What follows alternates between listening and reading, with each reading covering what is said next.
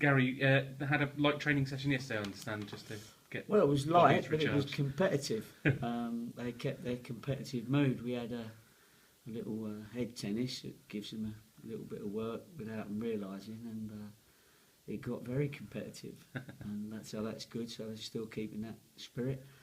And then the boys that didn't play 90 minutes, they had a little session themselves, and yeah, it was good. It was, and I think Yeovil brought their academy youngsters down, and so it was quite a nice afternoon. My wife went shopping, so I was able to stay around and watch a couple of the games.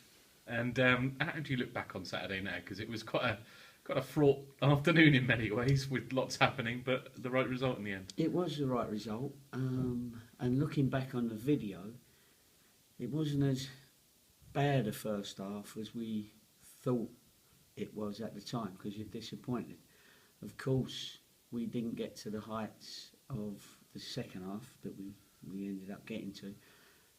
But the key goal was Billy's goal just before half time. That was crucial, because we then could go in a lot more tougher to the boys, but also saying to them that we can get this back now. The next goal wins it. And by saying the next goal wins it, even though it would only be 2-2, we knew that if we got it early, then we could go on and win the game. And obviously that's exactly what happened. But the boys felt that could happen. I had to just tweak the shape a little bit because it wasn't quite working with our 4-4-2 on the day against their shape. I mean, obviously different teams played different shapes. And then all of a sudden we pinned them in, got them back in their half, and I don't think they had a shot in the second half. So I watched Leicester yesterday, which was very similar. Great second half by them to come back from 2-0 down as well. And what happens is teams, they fade and die, or they pick up and give it a right go, and that's what we did, that's what Leicester did. And you can actually physically see the change, and all of a sudden that momentum, if it carries on, you've got good players, you can score goals. Would you prefer it to be a bit easier?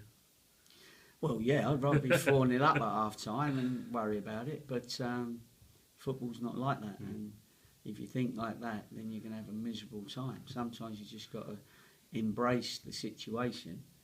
Don't stop you being angry, of course, but you know that in your experience you can get those games back, and so there's no substitute for experience, and I understand that because after I think I've had 950 odd games now, something like that, maybe just over 900, and there's been many of an occasion that you've been behind and got the game back. There's been many of an occasion in that number of games where you've been in front and lost it yourself. Do you know what I mean? So you sort of, the experience over the years sort of stays with you, and hopefully you make more good decisions than bad.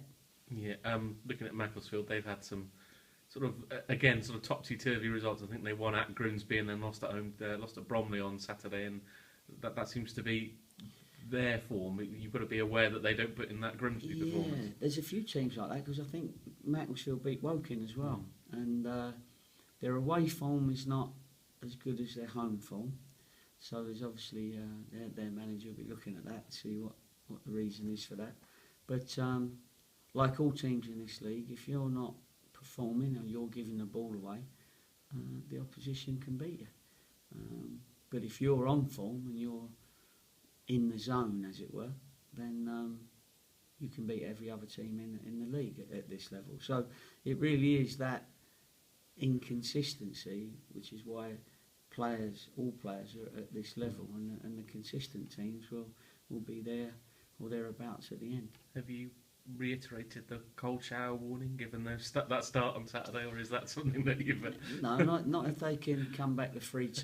You know what I mean? It's no, we'll keep it in mind. It's there when we need it, and it's probably got its most importance, most potency come Christmas time and January and February when it's a bit freezing. You've got but for Elliot Richards, I think now a fully fit and fully ready squad. So it's a tough team selection for you, I'd imagine. Well, it is a It is, but I mean, again, in experience, you have to pick the team that you think's going to win on the day. You try and keep everybody feeling that they've got an opportunity to get in the team, to stay in the team. Sometimes you bring someone in and you've got to leave them out for a reason. I'll always explain to them the reasons. Nobody likes not playing, but there's some that are not as fit or played as long as others. You know, George, he'd be hoping to get back in, but you know he's been out for 3 games, and Lee Vaughan came in and done very well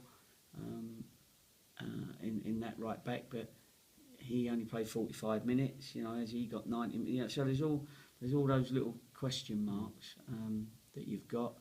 Bart's has played well both sides so far, which is good. I'm sure his preferred position is on the right hand side. So I've got all these conundrums. You know, there's a great array of midfield players. I mean, honestly, you got Asa, you got Rowie, you got Munsey, you got Billy Walters, Pelly, Stores. I don't think I've missed anyone out there, but that, you know, that's a good group to choose from, really, and hopefully they'll see that and they'll know that they better perform. Yeah, Billy obviously was the star of the show on Saturday, and he gave a really good interview when he said afterwards, "It's about time I turned up." Yeah, that must be a great attitude to hear from such a young lad to know that he's not done it as he could, but he did on Saturday. Well, the first thing that they've got to know is that they've got it in them, and I don't know, I heard Munsey say in an interview somewhere that he was a bit disappointed with his performances previously. But if you look at those lads, they're only young lads, and in Munsey's case, he's played 9 games. He probably never played 9 games in a season, let alone in a month or 2. Do you know what I mean? Because the under 21s are, you know, they don't have loads of games, so they will be getting used to the pressure of Saturday, Tuesday, Saturday, Saturday, Saturday, Saturday, Tuesday, Saturday sort of stuff, and they will. But they've all got ability and they're all honest. So that's the big thing, and I'm honest with them. And if I see them not quite performing, then we talk about it. We tell them, how can we help? Do you want extra training? Do you want extra work? Do you want a few days off? What is it that you think you need? And so we're helping them bring out their best game. And the big news is when, of course, everybody is on top of their game, and then you know that you've got competition. Yeah, right from the start of the season, you said 10 games is where you'll judge this team. Yeah. This is the 10th now, and I suppose 21 points with the win would be plan A start with it. Yeah, I think so. We said about 2 points a game. You know, we didn't account for a team getting 9 wins and breaking all records on the trot, but nobody goes through the season without getting beat.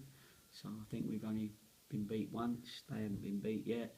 We've got two big games coming up against like Woking, who are up there, and against Forest Green after Macclesfield.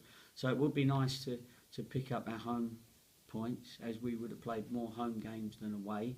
So you've got to be in a bit of credit for when you go away, and then it's all building up to a cracking weekend or Tuesday. Tuesday week, yeah. A really good Tuesday evening game at Forest Green. What's the next target after sort of 10 games? Do you sectionalise 20. this? Yeah, it's just as simple as that. It is, yeah. And the boys know that as well. And, you know, because I said to them that you can, you know, I'm going to be your best mate, I'm going to be your worst enemy, I'm going to be whatever I need to be to get you as many points as possible in each set of 10 games, because you're sort of quarter of the season.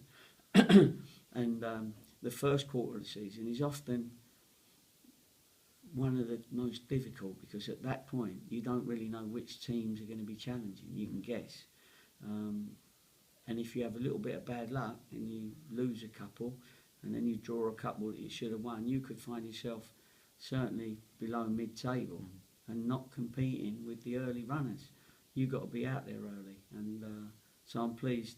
And they knew the importance of that from me telling them how important it was to be up in those playoff positions after 10 games.